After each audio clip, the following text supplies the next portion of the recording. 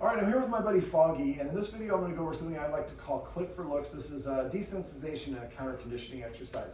Now, in order to do this, we're going to be using a clicker. If you're going to use a clicker, you first need to create a classically conditioned response by loading the clicker. It would go like this, and then you give the dog a treat, and you do that about 12 times in a row, 3 or 5 different occasions. So the dog hears the click, it understands that that means something good's about to happen. Let's get you over here.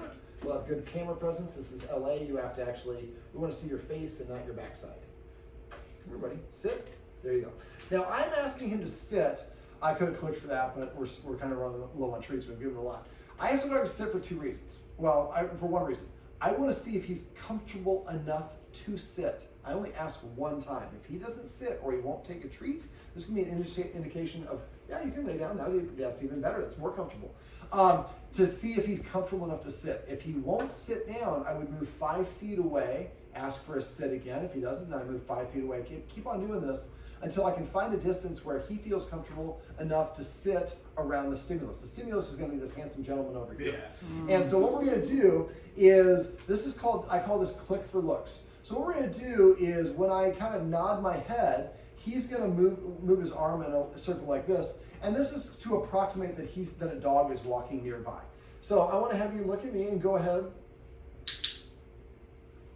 So I'm clicking when he looks at the arm. And I go ahead.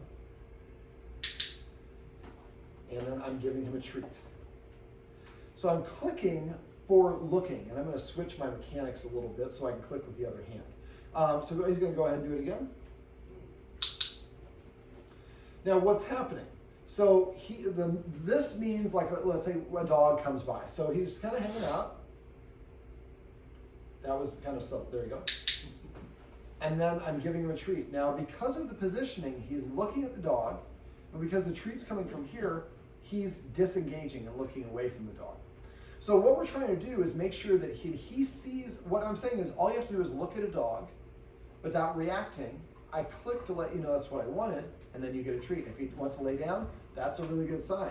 Probably means we can move a little bit closer. What we don't want to do, though, is move too far too fast. A lot of us, we get greedy is what I call it. We move too fast, and then he explodes at the dog. Well, that's going to be the antithesis of what we want. What we want him to do is practice being around dogs without being reactive.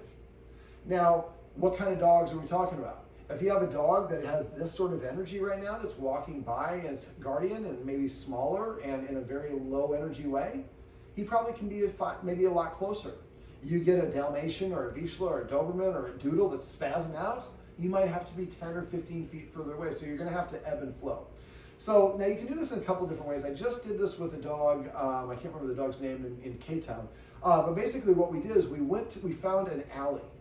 So we were behind this alley. So the deeper that you go back in the alley, the shorter the field of vision becomes. So if I'm at the front of it, I can see this far. When I start going the alley, because of the buildings or the shrubberies or whatever, my field of vision shrinks. And that's what we really want to find in some situations.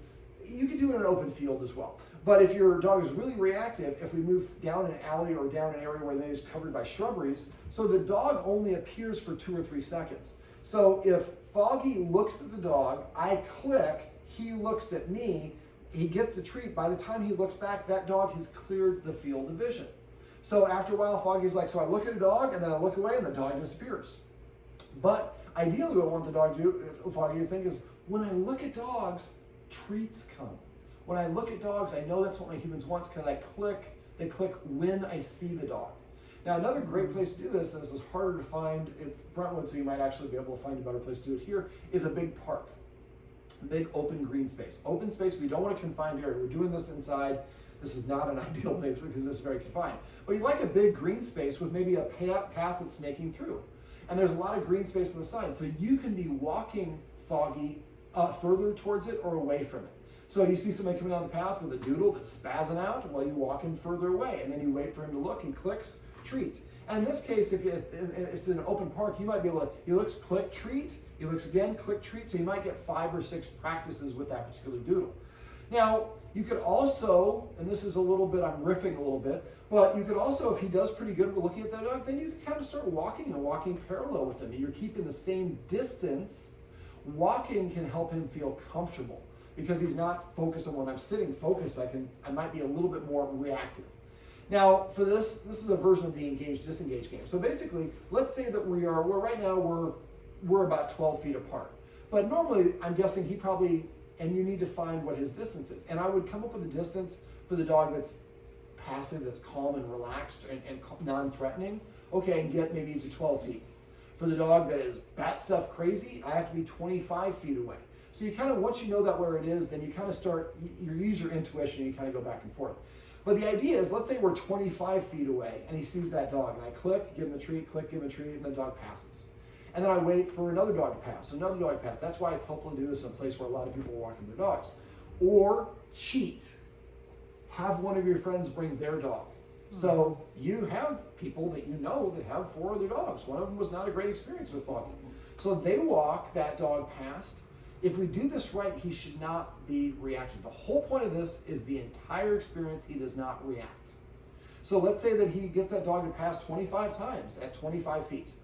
And then that dog leaves and we leave and we go away. The next time we practice, maybe we go to 23 feet, then 21 feet, 20 feet. But my test is, can I get him to sit while he sees that other dog and sit and take a treat? And if he won't, then I move about 5 feet away and practice and try that again until I find the distance where he will sit, take the treat while he sees the other dog. Now, you can also set him up for success. He is a big muscle. So we could actually do some things like getting him some exercise ahead of time and then give him 10 or 15 minutes rest, and then we leave to go do that exercise. Something else you can do, if you get really in a rough situation, you can grab some treats, pieces of treats, and sprinkle them on the ground. So now we're shredded cheese. So now he's sniffing this stuff, kind of like the find it away that we talked about. So when the other dog's walking by, he's sniffing and get all these treats. But we're managing the distance for him. Now the idea for this is, at first we're 25 feet, maybe then we're 23 feet, then 20 feet, then 17. And it doesn't always go 3 feet at a time. It might be like 1 foot at a time, 6 inches at a time. We go at his pace. The goal is not to finish the exercise fast. The goal is to finish the exercise effectively. So that when he sees another dog, he has practiced seeing another dog, and he's practiced calm behavior, and he has received a reward for that calm behavior. And he doesn't think like, oh, I'll be good. We don't think of it as good and bad. I like to think of it as desired behavior and non-desired behavior. If he's reactive, he's hysterical, it's very primal. He's not saying, oh, I'm gonna go crazy. It's, I got so close that I panicked and I'm either fearful or reactive, my instincts kick in or whatever it is, and I'm bombastic. Now, he might not ever be the dog that can hang out with other dogs. There's nothing wrong with that. There's a lot of dogs like that. But ideally, what we like to find is that path that snakes through the park, where we can start walking parallel walks, we call it, with that dog, where we have identified what the distance is. What is he doing? He is having a shared experience around another dog without reacting. And he's walking. And if he wants to stop and sniff, the other dog keeps on going, that's fine. So that's why it's nice if you can find a park where a lot of people walk on a path and there's a big green open space where you can kind of have him working on this. But clicking for looks, you can also do this other places. And this is what we always take for granted. Is we're walking, he looks at a dog and he doesn't bark and we're like, whew, no, click and pet him. Or just say your marker and pet him if you don't have a treat. You startled me, buddy. Come here. There you go. Sit. Sit. There you go. You heard a sound outside. Find it. Find it. There you go. Sounds outside the door. After this, we're going to go over counter conditioning exercise. You startled me, buddy. Sit. So basically, for click for looks, let me summarize this one. And then again, right here. So he's doing that, so I can sprinkle some treats, and I'm prolonging him from barking that because he's trying to get, and that's where the shredded cheese comes in. So for click for looks, you find a distance that he can find, and again, remember, different dogs in different scenarios are going to be different distances. And it might be, you can do this also with skateboarders, with kids. Go to where he doesn't like kids. So go to a playground where the kids are there. Find a good distance. Every time you look at the kids, click and he gets a treat. Click, gets a treat. Kids are going crazy and doing other things. So we're helping desensitize him by having him exposed to the thing, but we're far enough away. The only way this works is to be exposed to it in a low enough intensity so he is not reactive. If he pushes too far and he reacts, at that point, your really progress is going to be abated, and any future progress is going to have. So if he does react, walk him far away, let him settle down and come back and practice, and always end on a positive. The last memory we want him to have is, I saw that dog, I looked at that dog, I got a treat, that dog went away, then I went home, my mom rubbed my belly and did all the favorite things that I like to do. Foggy, come here, buddy. Go get that one. Foggy. Sit.